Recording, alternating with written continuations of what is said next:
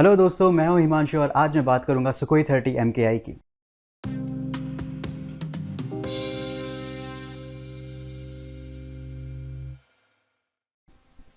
पहले के वीडियोस में मैं बता चुका हूं कि 1970 से अराउंड 3 डेकेड्स तक मिग-21 ने इंडियन एयरफोर्स की बैकबोन का काम किया, लेकिन उसके बाद इनको रिप्लेस करने के लिए काम स्टार्ट हुआ तेजस पे।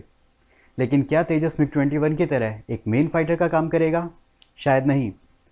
90s के अराउंड से दुनिया भर की मॉडर्न एयर फोर्सेज ने अपनी वॉर स्ट्रेटेजी बदली। ओवरऑल देखा जाए तो दो मेन स्ट्रेटेजी सामने आई।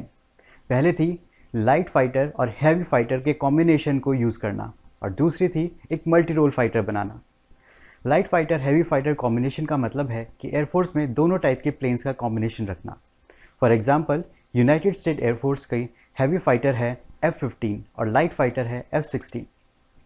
लाइट वेट फाइटर कंपैरेटिवली कम एक्सपेंसिव होते हैं और उनको बैटलफील्ड पे एयर सपोर्ट देने के काम करना होता है, जबकि हैवी फाइटर्स एक्सपेंसिव होते हैं और उनको एनिमी टेरिटरी में घुस के डीप स्ट्राइक और एयर सुपीरियरिटी मिशंस करने होते हैं।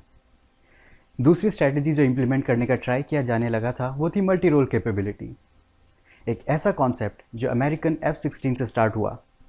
पहले बॉम्बिंग मिशंस के लिए अलग से बॉम्बर्स बनाए जाते थे और डिफेंस मिशंस के लिए इंटरसेप्टर्स अलग से बनाए जाते थे, लेकिन F-16 को धीरे धीरे एक ऐसे फाइटर में डेवलप किया गया जो ग्राउंड और एयर दोनों टाइप के मिशंस को पूरा कर सके। इंडियन एयरफोर्स पर इस सब का बहुत इफेक्ट पड़ा और 90s में इंडिया ने मिराज 2000 परचेज किए, जो कि मल्टी रोल एयरक्राफ्ट था। लाइट वेट एयरक्राफ्ट के लिए तेजस का डेवलपमेंट स्टार्ट हुआ और हैवी वेट एयरक्राफ्ट के लिए इंडिया ने रशिया से परचेज किए सुखोई 30 MKI। M का मतलब मॉडर्नाइज्ड, K का मतलब एक्सपोर्ट वर्जन और I का मतलब इंडिया। इसके साथ ही तेजस और सुखोई दोनों मल्टी रोल एयरक्राफ्ट हैं। सुखोई 30 रशियन प्लेन है जो कि सुखोई 27 की फैमिली से है। सुखोई 27 को रशियन एयरक्राफ्ट इंडस्ट्री में एक माइलस्टोन माना जाता है। ये पहला प्लेन था जिसने वेस्टर्न एयरक्राफ्ट्स के टेक्निकल डोमिनेंस को कन्विंसिंगली चैलेंज किया था। Su-27 के डिज़ाइनर्स को क्लियर टारगेट था कि they have to make a better fighter than American F-15। इसके लिए एक रेवोल्यूशनरी डिज़ाइन की ज़रूरत थी और सुखोई डिज़ाइन ब्यूरो ने प्रेजेंट किया एक flying wing design. Generally fighters को उड़ने के लिए लिफ्ट मिलती है उनके विंग्स से, लेकिन सुखोई ने ऐसा डिज़ाइन प्रेजेंट किया जिसमें पूरा एयरक्राफ्ट ही एक बड़े से विंग की तरह हो। Su-27 एक इंटेंशनली अनस्टेबल डिज़ाइन है। जनरली जब हवाई जहाज़ डिज़ाइन किया जाता है तो एक स्टेबल डिज़ाइन रखा जाता है जिससे नॉर्मल मोशन के दौरान स्टेबल तरीके से उड़ा जा सके, लेकिन ऐसे एयरक्राफ्ट से एक्सट्रीम टर्न्स कराना डेंजरस होता है क्योंकि उनका फिजिक्स ये अलाउ नहीं करता। इसके लिए आजकल ऐसे फाइटर्स बनाए जाते हैं जिनका डिज़ाइन नॉर्मल वर्किंग के दौरान अनस्टेबल हो, लेकिन एक्सट्रीम मैन्यूवर्स की पोजीशन उनके लिए एरोडायनामिकली सपोर्टिव हो।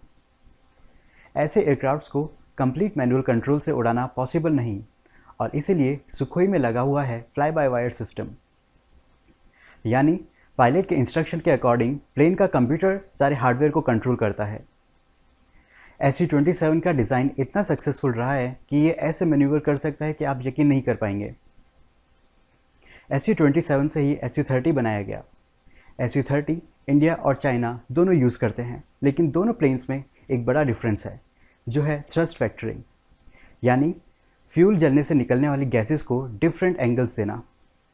फॉर एग्जांपल, अगर हवाई जहाज़ इस तरह से सर्कुलर मोशन में टर्न ले रहा है, उस टाइम अगर आप निकलने वाले एग्जॉस्ट की डायरेक्शन को चेंज कर दें तो उसको एक एक्स्ट्रा एंगल मिल जाता है। अपने डिज़ाइन की वजह से सुखोई 30 कोबरा जैसे मैन्यूवर्स बहुत ईजीली कर लेता है, लेकिन थ्रस्ट वेक्टरिंग इसके मूव्स को और भी पावरफुल बना देता है। 2004 से इंडियन एयरफोर्स में सुखोई 30 आने स्टार्ट हो गए थे। ओवरऑल 272 सुखोई 30 प्लेन्स को इंडियन एयरफोर्स में इंडक्ट होना है, जिनको अब HAL इंडिया में लाइसेंस के थ्रू बना रहा है। इतनी बड़ी क्वांटिटी में प्लेन्स को मैन्युफैक्चर करने में टाइम लगता है और 2004 से अभी तक के टाइम में ही टेक्नोलॉजी इतनी एडवांस हो चुकी है कि 194 Su-30s को सुपर सुखोई में कन्वर्ट करने के डिस्कशंस चल रहे हैं। ऑब्वियसली किसी बड़े प्रोजेक्ट की तरह Su-30 प्रोग्राम में भी इश्यूज़ आए हैं, जिनमें से मेन है सर्विस का। इन प्लेन्स की सर्विस में टाइम बहुत लगता है, जिसकी वजह से एट एनी टाइम 60% प्लेन्स ही एक्चुअल में अवेलेबल होते हैं। इस चैलेंज को टैकल करने के लिए रिसेंटली एक कॉन्ट्रैक्ट में HAL को स्पेयर पार्ट्स बनाने का भी लाइसेंस मिल गया, जिससे प्लेन्स का मेंटेनेंस इंडिया में ही ईजिली हो सके।